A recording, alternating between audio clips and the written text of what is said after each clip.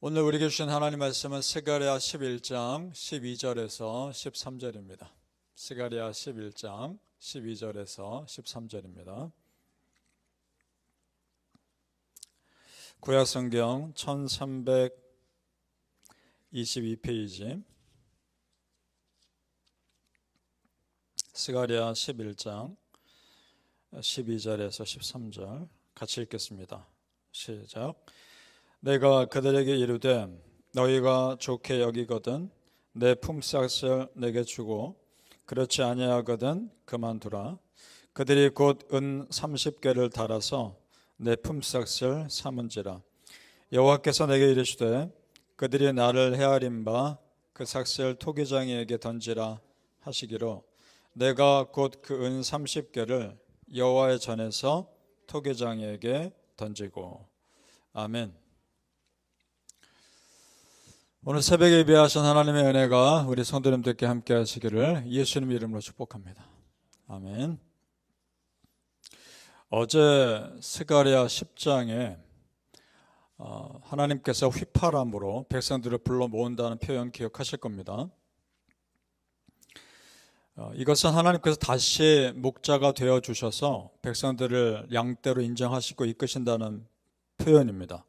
휘파람 부는 건 목자가 양들을 불러 모을 때 쓰는 방법이기 때문에 그렇습니다. 자, 그러면 성도님들, 하나님이 나의 목자 되시면 걱정할 것이 없습니다. 하나님이 나의 목자 되시면 무엇을 먹을지 어디로 갈지 걱정하지 않으셔도 됩니다. 하나님께서 나에게 가장 좋은 길로, 가장 좋은 방법으로 이끄실 것을 믿기 때문입니다. 평생을 하나님 목자로 섬기며 우리는 양떼로 순종하며 살기를 축복합니다. 아멘. 하나님께서 선지자를 통해서 이런 표현을 하셨을 때 이스라엘 백성들은 이 말이 무슨 의미인지 금방 알았을 거라 말씀드렸죠. 목자가 하는 표현이니까. 그런데 정작 이스라엘 백성들은 하나님의 목자 되어주심에 대해서 그렇게 좋지 않게 여겼다는 것이 문제입니다. 12절을 보시죠. 제가 다시 읽겠습니다. 12절. 내가 그들에게 이르되 너희가 좋게 여기거든 내 품삯을 내게 주고 그렇지 아니하거든 그만두라. 그들이 곧 은 30개를 달아서 내 품삯을 삼은지라. 무슨 말이냐 하면 하나님께서 스가랴 선지자에게 이렇게 말하는 겁니다. 너희가 백성들에게 한번 물어봐라. 내가 너희 목자 되어준 것이 너희 보기 좋거든 한번 그런 품삯을 매겨봐라. 그런 겁니다. 그랬더니 이스라엘 백성들이 품삯을 매겼는데 얼마를 달아주었느냐? 은 30개를 달아주었다는 겁니다. 은 30개는요, 그 당시에 노예 한 사람 몸값입니다. 한 사람. 이것은 하나님 모독하는 겁니다. 하나님께서 그들의 목자 되신 것이 별로 좋지 않다는 겁니다. 그래서 하나님이 어떻게 반응하시느냐? 13절에 다시 같이 읽어볼까요? 시작. 여호와께서 내게 이르시되 그들이 나를 헤아린 바 그 삭슬 토기장이에게 던지라 하시기로 내가 곧 그 은 30개를 여호와의 전에서 토기장이에게 던지고. 던져버리라는 겁니다. 이스라엘 백성들이 하나님에 대한 그런 낮은 평가를 하나님 무척이나 싫어하신 겁니다. 내가 너희에게 그렇게밖에 안 되더냐? 그 말하고 계시는 거죠. 자, 그런데 하나님에 대한 이런 반응은 신약시대에도 똑같이 나타나죠. 예수님을 얼마에 팝니까? 은 30에 팝니다. 가룟 유다가 예수님을 은 30에 팝니다. 그 말은 예수님을 죽이라는 대제사장들이나 사람들이 예수님을 은 30에 매긴 겁니다. 똑같죠. 그리고 지금 스가랴 11장 보니까 그것을 토기장이에게 던지라 말씀하셨는데, 그러면 가룟 유다가 예수님을 판 것에 양심의 가책을 받고 스스로 목숨을 끊어버리는데, 그리고 그 돈을 제사장들이 다시 던져주죠. 그들이 그 은 30을 어떻게 합니까? 토기장의 밭을 삽니다. 그리고 나그네의 무덤을 만들죠. 지금 똑같은 일이 일어나고 있지 않습니까? 구약시대나 신약시대나 무슨 말인가요? 하나님에 대한 사람들의 생각은 똑같은 겁니다. 하나님 믿지 않는 자, 정말 하나님 사랑하지 않는 자들에게 하나님은 소중하지 않습니다. 그러나 우리 믿는 자들에게 하나님은 어떤 분입니까? 여러분에게 하나님은 어떤 분입니까? 소중하다는 표현한다는 말로 다 할 수도 없는 생명 아닙니까? 하나님은 나의 생명입니다. 그 하나님 정말 믿으시길 축복합니다. 나에게 하나님은 무엇과도 바꿀 수 없는 그런 존재입니다. 그런데 나에게만 그런 게 아닙니다. 하나님에게도 나는 그런 존재입니다. 우리 아기들 키우실 때 어린 갓난 아기에게 엄마라는 존재는 어떤 존재입니까?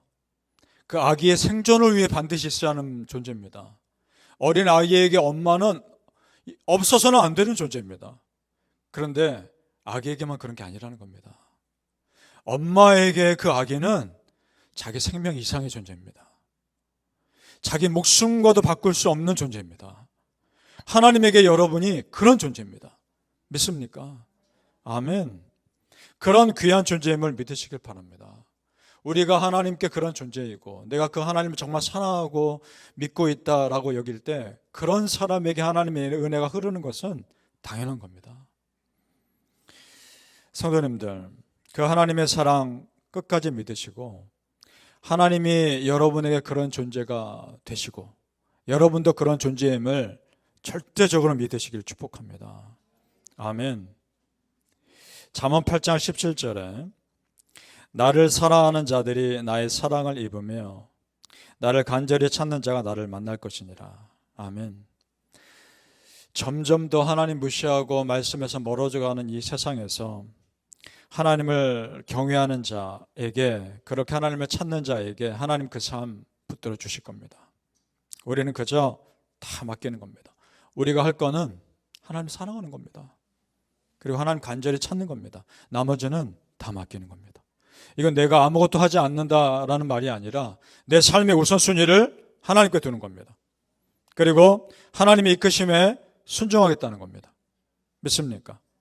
사랑하는 성도님들, 다른 걱정하지 마시고 이전보다 더 하나님 사랑하며 하나님만을 온전히 믿고 가시기를 축복합니다. 아멘.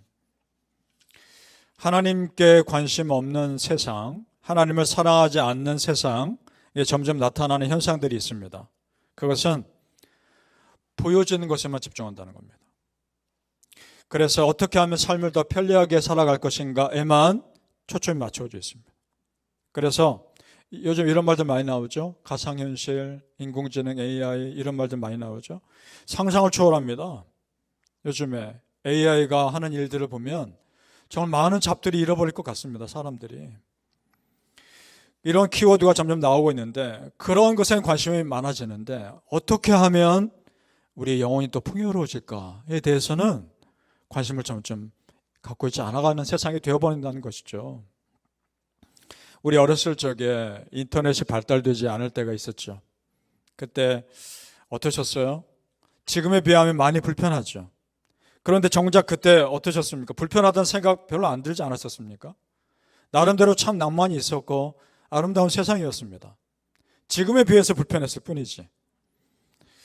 지금 너무나 편리한 세상을 살아오고 있지만 사람들의 영혼이 그때에 비해서 더 풍요롭다 말할 수 있습니까?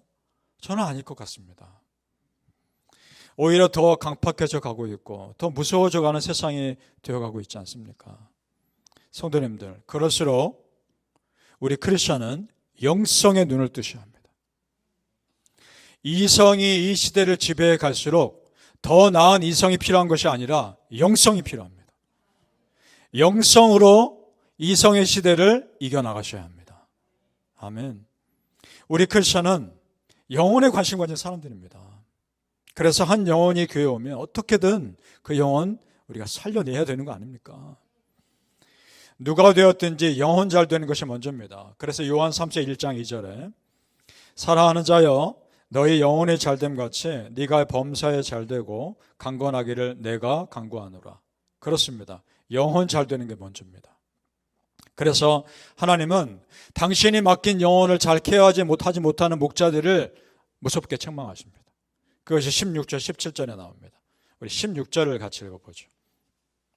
16절에 시작. 보라, 내가 한 목자를 이 땅에 일으키리니 그가 없어진 자를 마음에 두지 아니하며 흩어진 자를 찾지 아니하며 상한 자를 고치지 아니하며 강건한 자를 먹이지 아니하고 오히려 살찐 자의 고기를 먹으며 또 그 굽을 찢으리라. 거짓 목자에 대한 겁니다. 그 다음에 17절에 그러면 그 앞부분에 그런 사람들에 대해서 뭐라 합니까? 화 있을진저 양떼를 버린 못된 목자요. 무서운 말이죠. 영혼을 맡고 있는 모든 자들이 귀 기울여 드려야 할 말씀입니다. 그런 참 목자의 삶, 이것과 반대되는 참 목자의 삶을 완벽하게 사신 분이 계십니다. 누굽니까? 예수 그리스도. 우리 목자 되신 예수 그리스도. 맡겨주신 영혼 끝까지 책임지셨습니다. 예수님이 그렇게 하실 수 있었던 이유, 예수님의 삶에는 기도가 중심이었기 때문에, 무엇이 중요한지 정말 아셨기 때문에, 예수님이야말로 영성이 충만하셨던 분입니다. 그래서 이런 삶 감당할 수 있으셨습니다. 사랑하는 성도님들, 어느 시대나 중요한 것 영성이라는 걸 정말 믿으시고 더 간절한 영성과 더 간절한 기도로 이 땅을 살아가시기를 예수님 이름으로 축복합니다. 아멘. 기도하겠습니다. 아버지 하나님, 오늘도 이 새벽에 귀한 말씀 주셔서 감사합니다. 이성의 시대에 영성으로 살아가게 하여 주시옵소서. 더 나은 이성이 이 시대를 이끌어가는 것이 아니라 영성이 이 시대를 이끌어가게 하여 주시옵소서. 지금보다 더 불편한 그 이전의 시대는 오히려 더 하나님 찾지 않았습니까? 아버지 하나님, 너무나 말씀에서 멀어져 가고 너무나 강팍해져 가며 메말라가는 이 세상에 영성이 충만한 우리가 이 땅을 이끌어가게 하여 주시옵소서. 아버지 하나님, 우리 교회 성도님들의 가정에 충만한 영성을 부어주시고 또 부어주옵소서. 그래서 정말 이 땅에 살아가는 동안에 천국을 경험하며 살게 하여 주시옵소서. 감사하며 예수님 이름으로 기도합나이다. 아멘.